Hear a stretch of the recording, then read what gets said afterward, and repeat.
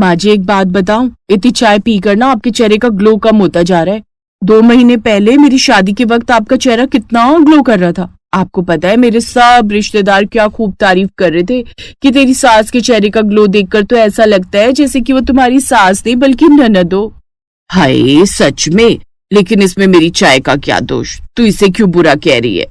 आपको पता नहीं सासू माँ, बेटी के कितने नुकसान है। मैं तो कहती हूँ आज से ही आप चाय पीना छोड़ दो, नहीं तो ऐसा ना हो कि एक दिन ये चाय ही आपको पी जाए।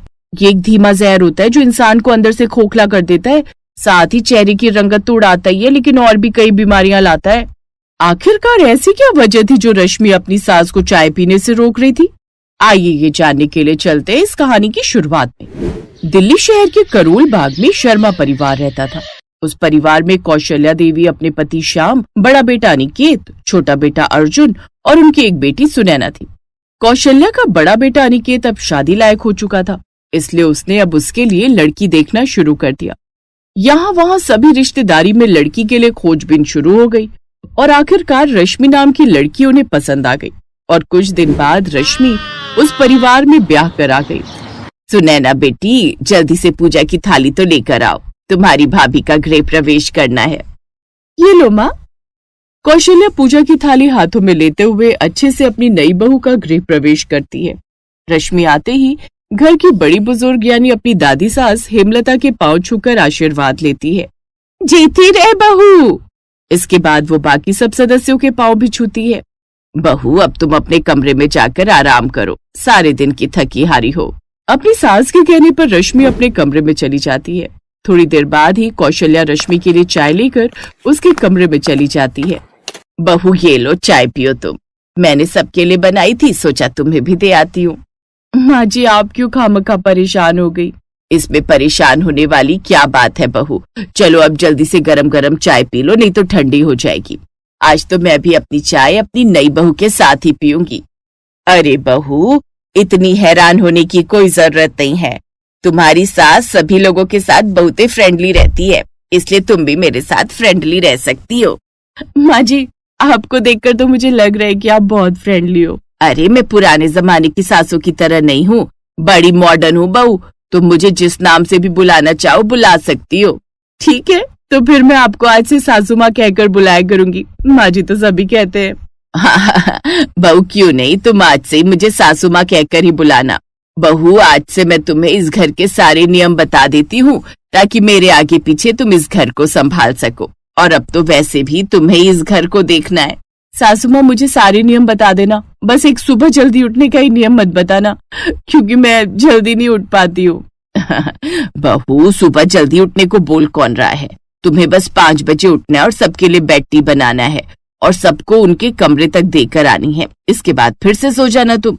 ये तो बस मुश्किल से 10 मिनट का ही तो काम है, क्योंकि इस घर में सबको सुबह सुबह की बेड टी की आदत है। लेकिन माँ जी सुबह 5 बजे तो मैं कभी उठी ही नहीं हूँ। सच कहूँ तो मुझे तो ये भी नहीं पता कि उगता हुआ सूरज लगता कैसा है।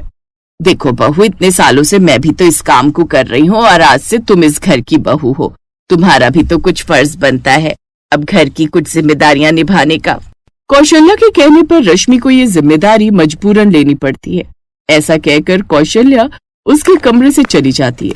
थोड़ी देर बाद रश्मि सो जाती है। जैसे ही सुबह 5 बजे का अलार्म बजता है, रश्मि झट से उठ जाती है और रसोई में चाय बनाने लगती है। फिर सबके कमरे में चाय देने जाती है। रश्मि सबसे पहले अपनी दादी सास हेमलता का दरवाजा बजाती है। हेमलता 10 मिनट बाद दरवाजा खोलती है। बहू तुम इतनी सुबह? दादी माँ आपके लिए चाय लाई थी, लेकिन आपने दरवाजा खोलने में इतनी देर क्यों लगा दी? वो बहू मैं माला जप रही थी और जब तक मेरा जाप खत्म नहीं होता मैं बीच में नहीं उठती। ओह ये तो अच्छी बात है दादी माँ। अच्छा ये लीजिए आपकी चाय। फिर दादी चाय ले लेती है। इसके बाद रश्मि कौशल्या के कमरे में चाय देने जाती है, लेकिन कौशल्या उस वक्त योगा कर रही थी, इसलिए उसे दरवाजा खोलने में थोड़ी देर हो गई।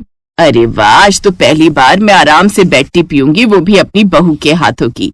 इतने सालों से मैं सबके लिए बना रही थी, लेकिन आज पहली बार कोई मुझे चाय बनाकर दे रहा है। सच में सास बनने के भी अपने ही फायदे हैं। अच्छा माँ जी, मैं देवर जी को चाय देकर आती हूँ। तभी रश्मि अपने देवर हिमांशु के कमरे में जाती है। कौन है सुबह सुबह? देवर जी मैं हूँ, तुम्हारी भाभी, चाय लेकर आई हूँ। भाभी मैं वॉशरूम में हूँ अभी, बस आप 5 मिनट रुक जाओ। थोड़ी देर करते करते उसे 15 मिनट हो जाते। अब 15 मिनट बाद वो दरवाजा खोलता है। रश्मि हिमांशु को चाय देने के बाद अपनी ननद के कमरे में जाती है जो फोन देख रही थी। ननद जी चाय ले लीजिए। जी भाभी आई। ननद जैसे ही चाय की चुस्की लेती है तभी बुरा सा मुंह बनाते हुए कहती है, इसमें तो बिल्कुल भी शक्कर ही नहीं है। क्या यार भाभी, चीनी तो ठीक से डालती। अब वो रसोई में जाकर ननद की चाय में चीनी डाल कर लाती है। नींद के मारे रश्मि को जमाइयां आ जा रही थी। सबको चाय देने के बाद जैसे ही वो अपने कमरे में गई तभी घड़ी की तरफ देखती है। लो, अब तो 7 बज चुके हैं, अब क्या ही सोऊंगी मैं। इससे अच्छा तो उठ ही जाती हूँ, सबके लिए नाश्ता भी तो बनाना है। रश्मि उठकर घर के कामकाज में लग जाती है। सुबह फिर दिन का सारा काम निपटाने के बाद वो आराम करने अपने कमरे में जाती है, लेकिन कुछ देर बाद पड़ोस की आंटी आ जाती हैं। फिर वो उनके लिए चाय बनाती है। इस तरह रश्मि की नींद पूरी नहीं हो पाती। फिर रात का खाना बर्तन करके वो थक जाती और फिर अगली सुबह सबके लिए बेड टी का इंतजाम। अब ये रोज का हो गया। उसे रोज सुबह सबकी बेड टी बनाने के लिए सुबह 5 बजे उठना पड़ता, लेकिन सबको चाय देते देते उसे 7 बज ही जाते और अब ये रोज का हो गया। ऐसे ही रश्मि की शादी को 2 महीने बीत गए। जब से वो इस घर में ब्याह कर आई थी उसकी नींद पूरी नहीं हो पा रही थी, वो भी सिर्फ उस बेड टी के कारण। हद है यार, ना जाने क्या लत है यहाँ माँ जी को सुबह सुबह की बेड टी पीने की। इतनी लत तो शराबी को शराब की नहीं होती जितनी ने बेड टी की है। मैं तो इनकी सुबह की चाय से तंग आ चुकी हूँ। कुछ तो करना पड़ेगा। अगर सासू माँ सुबह की चाय पीनी बंद कर दे तभी मेरी जिंदगी में कुछ सुकून मिलेगा, क्योंकि माँ जी की बेड टी बंद हो जाएगी तो बाकी सब भी अपने आप छोड़ देंगे। अब रश्मि इस चाय से छुटकारा पाने के बहाने तलाशने लगती है। ऐसे एक रोज वो सुबह लेट चाय लेकर पहुंची। उस वक्त 5:45 बज रहे थे। फिर जैसे ही बहू चाय लेकर आई तभी सास, क्या बात है बहू, आज तो बहुत लेट चाय लेकर आई हो। वो माँ जी, कल मैंने ना रात के दूध की दही जमा दी थी, फिर अभी दुकान खुली तब दूध लेकर आई तो इसलिए लेट हो गया चाय बनाने में। अच्छा चल कोई बात नहीं, लेकिन अगली बार से दही जमाना हो तो ज्यादा दूध पहले ही मंगवा लिया कर। अब तू तो जानती है बिना बेड टी के मुझे चैन नहीं आता। पिछले 2 महीने से यही तो देख रही हूँ। बिना नहाए भले ही दिन काट लिया हो आपने, लेकिन मजाल है जो बिना बेड टी के एक दिन भी निकाला हो। उस रोज भी चाय देकर वो चली जाती है।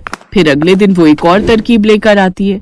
जैसे वो अपनी सास को चाय देती है वैसे ही कहने लगती है, माँ जी एक बात बताऊं, इतनी चाय पीकर ना आपके चेहरे का ग्लो कम होता जा रहा है।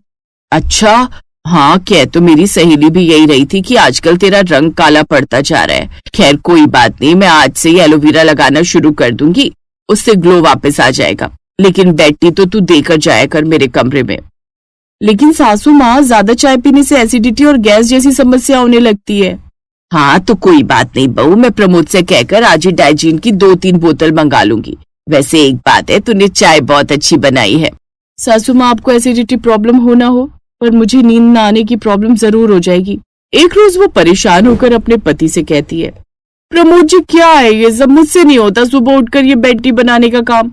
चाय बनाकर सबको देकर आना और घंटों वहां खड़े रहो, इस चक्कर में मेरी नींद भी पूरी नहीं हो पाती है। अब आप ही समझाओ ना सासू माँ को। रश्मि थोड़ी देर की तो बात है, जल्दी से चाय बनाकर सबके कमरे में देकर आ जाओ, फिर आकर वापस से सो जाना। क्यों बेकार में माँ को परेशान करना। वो बेचारी भी तो इतने सालों से बेड टी बना रही थी ना, लेकिन आज तक उफ नहीं की, और तुम 2 महीने में थक गई। जरा सोचो तो, तुम माँ को बेड टी नहीं दोगी तो उन्हें कितना बुरा लगेगा।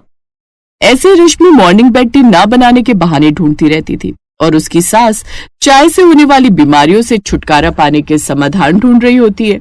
एक रोज, सासू माँ आप सोशल मीडिया पर देखिए, ज्यादा चाय पीने से लोगों को कितनी खतरनाक बीमारियां हो रही हैं। बहू अब कौन सी बीमारी पता करके आई हो? मैं सच कह रही हूँ सासू माँ, मैंने फोन में देखा है कि अगर हम सुबह बेड टी लेते हैं ना तो हमारी हड्डियां गलनी शुरू हो जाती हैं और शुगर जैसी खतरनाक बीमारी भी हो जाती है। अरे तो बहू, हड्डियां तो उनकी गलने लगती हैं जो पूरे दिन 4-5 कप चाय पीते हैं। मैं तो बस एक बेड टी लेती हूँ सुबह के वक्त, क्या ही होगा उससे? उससे कौन सी हड्डियां गलेंगी मेरी या शुगर हो जाएगी। अच्छा फिर भी तुझे मेरी इतनी फिक्र है तो मैं तेरी बात मान लेती हूँ। तभी रश्मि खुश होकर बोलती है, क्या सच में सासू माँ आप चाय पीनी बंद कर दोगे? अरे बहू मेरी पूरी बात तो सुन लिया करो। अगर कभी मेरी हड्डियों में दिक्कत हुई भी तो मैं प्रमोद से कहकर कैल्शियम की गोली मंगा लूंगी, और शुगर हुआ तो शुगर फ्री की गोली मंगा लूंगी। जब हमारे पास हर चीज का साधन है तो क्यों ही अपनी चाय को पीना छोड़े। मतलब आप अपनी बेड टी बंद नहीं करेंगी? बहू तुम मेरी ज्यादा फिक्र मत करो, मेरे पास हर मर्ज की दवा है, तू तो बस मुझे सुबह की बेड टी दे दिया कर, समझी। ये सुनकर रश्मि अपना सर पकड़ लेती है।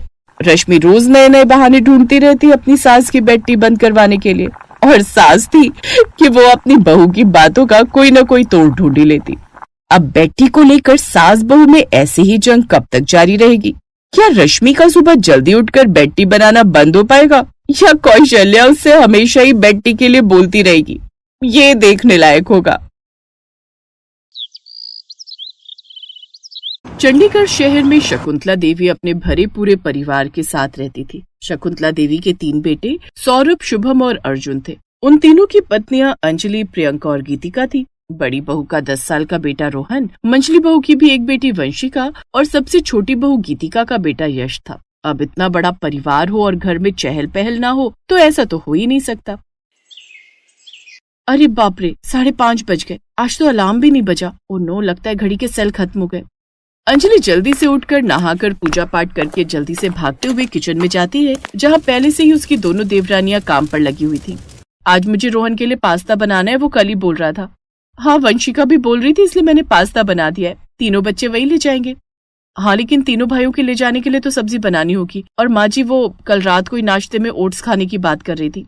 ठीक है, तो मैं सब्जी बना देती हूँ और प्रियंका दीदी आप माँ जी के लिए ओट्स बना देना। ऐसे वो सब घर के कामकाज में लग जाती हैं। 7 बजे घर वाले भी उठ जाते हैं। कुछ देर बाद अंजलि मेरी व्हाइट वाली शर्ट कहाँ है? अंजलि रसोई से ही चिल्लाती है। वही अलमारी में ही तो टंगी है, सामने सामने ले लो। अरे नहीं मिल रही यार, तभी तो मांग रहा हूँ, न जाने कहाँ रखकर भूल जाती हो। अंजलि बीच में ही आटा गूंथना छोड़कर हाथ धोकर कमरे में जाती है और अलमारी से व्हाइट शर्ट निकाल कर देती है, जो कि बिल्कुल ही सामने टंगी हुई थी। ये क्या है, सामने ही तो टंगी थी, फिर दिखी क्यों नहीं?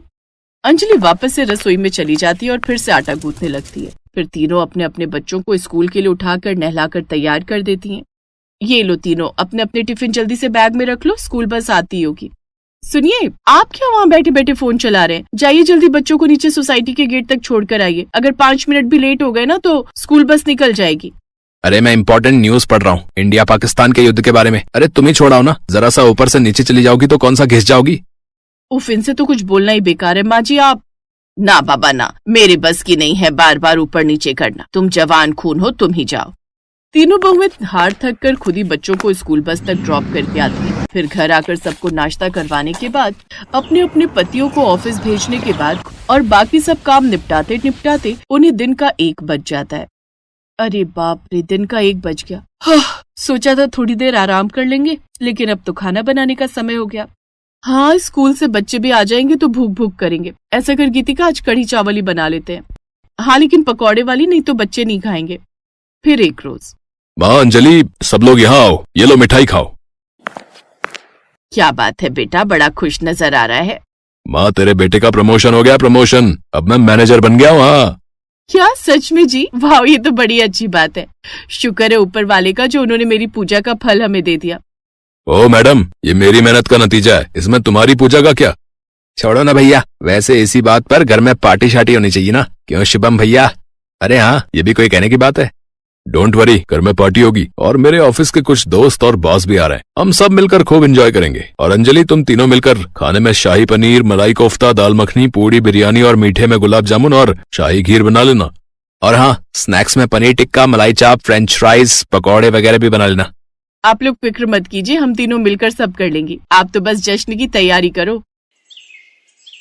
खाने में वो सभी तरह के पकवान बनाकर तैयार कर लेती हैं और सब काम निपटाने के बाद वो बच्चों को तैयार कर, साथ ही खुद भी पार्टी के लिए तैयार हो जाती हैं। कुछ देर बाद गेस्ट घर में आ जाते हैं। आइए बॉस, यहाँ बैठिए प्लीज।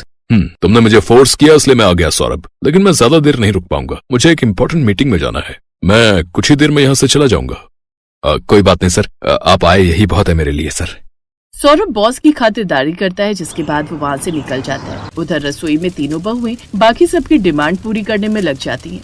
वो रसोई में गर्मा गर्म पूड़ी तलने लगती है, लेकिन इतने में उनका सिलेंडर खत्म हो जाता है।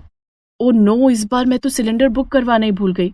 अब वो पड़ोस से सिलेंडर लेने जाती है, जिसमें टेबल पर बैठे लोगों को काफी वेट करना पड़ता है। फिर कुछ देर बाद वो सबको गर्मा गर्म पूड़ी परोसती है, लेकिन सभी मेहमानों के जाने के बाद अर्जुन उन तीनों को खूब सुनाता है। तुम तीनों सारा दिन घर में पड़े पड़े करती क्या हो? हैं? तुम्हें इतना भी होश नहीं रहा कि सिलेंडर बुक करवाना है? बस रसोई में खड़े खड़े गप्पे मरवा लो इनसे। आखिर सारा दिन करती क्या हो? सारा दिन बस घर में पड़ी रहती है। इन्हें तो हमारी तरह मेहनत नहीं करनी होती ना। आप सबको लगता है हम रसोई में काम नहीं करती बल्कि बस गप्पे ही मारती रहती हैं। घर का काम अपने आप हो जाता है। बताओ भला, सारा दिन कोलू के बैल की तरह काम करके पिसते रहो, फिर भी कहते हैं काम ही क्या करती हो। अब तो इनको सबक सिखाने का एक ही तरीका है, हड़ताल। हाँ, काम से हड़ताल। जैसे किसी कंपनी या फैक्ट्री के बाहर मजदूर लोग हड़ताल करते हैं ना, बिल्कुल वैसे ही। अब ना तो कल से हम खाना बनाएंगे, ना ही घर का कोई काम करेंगे। अब हम बस एक काम करेंगे और वो है आराम, और ये चैलेंज है। हाँ, तो हम भी नहीं डरते, हम भी इसके लिए तैयार हैं। अब शर्मा निवास में एक जंग छिड़ गई घर के बहुओं और बेटों के बीच। अगली सुबह तीनों बहुएं आराम से अपने कमरे में लेटी रहीं। अरे, आज सुबह के 6 बज गए, मुझे चाय मिलेगी या नहीं? माँ, सुना नहीं तुमने? कल उन्होंने क्या कहा था? ऐसा कौन सा तीर मारती हैं ये सारा दिन? मैं भी चाय बना कर लाता हूँ। वो चाय बनाने चला तो गया, लेकिन उसे ठीक से ये नहीं पता था कि चाय बनाते कैसे हैं। उसने पानी में ढेर सारी पत्ती उड़ेल दी और दूध चीनी डाल दी। कुछ देर बाद वो जैसे ही माँ को चाय देता है, वो पीते ही थूक देती है। नालायक, चाय बनाई है या काढ़ा? इतनी पत्ती कौन डालता है? सारा मुंह कड़वा कर दिया। अब वो तीनों भाई किचन में घुस गए और जैसे तैसे खाना बनाने लगे। भैया, सब्जी में पानी डालूं या पानी में सब्जी? एक मारूंगा ना खींचकर। इधर ला, मैं करता हूँ। शुभम सब्जी में ढेर सारा पानी डाल देता है। कुछ देर बाद, पापा, मुझे ब्रश करवाओ और नहलाओ। अबे, इतना बड़ा हो गया, जाकर नहा लेना खुद ही। नहीं, मुझे तो मम्मी ब्रश करवाती है और नहलाती है, और मम्मी कह रही है कि आज के दिन आप मेरी मम्मी हो, इसलिए आपको ही बोलूंगा ना। अफो यार, क्या मुसीबत है। चल चल बाथरूम में चल। तभी वंशिका आती है। छी, ये क्या सब्जी बनाई है? तरीदार भिंडी है बेटा। मुझे नहीं खानी भिंडी, मुझे तो सैंडविच खानी है।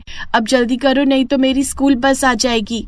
वो तीनों बच्चों का टिफिन बनाकर देते हैं, फिर उन्हें तैयार करते हैं, जिसमें वो काफी थक जाते हैं। और जब तक नीचे पहुंचते हैं, तब तक स्कूल बस जा चुकी होती है। अब वो गाड़ी से बच्चों को स्कूल छोड़कर आते हैं। घर में सबको वो खाना परोसते हैं, तो ऐसा खाना देखकर सास अपना माथा पीटने लगती है। हे भगवान, अब यही दिन देखने बाकी रह गए थे। यहाँ तीनों पतियों की काम के मारे एक दिन में ही हालत खराब हो जाती है और शाम होते होते वो अपने हथियार डाल देते हैं। हमें माफ कर दो देवियों, तुम सच में धन्य हो। जितनी सहनशीलता औरत जात में है, उतना काम तुम लोग कर सकती हो, हम सब नहीं।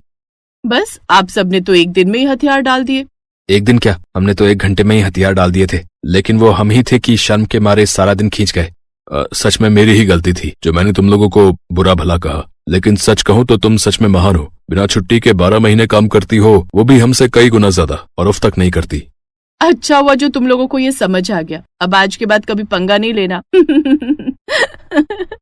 कभी नहीं देवियों, कभी नहीं। ये बात सुनकर सभी लोग खिलखिलाकर हंसने लगते हैं।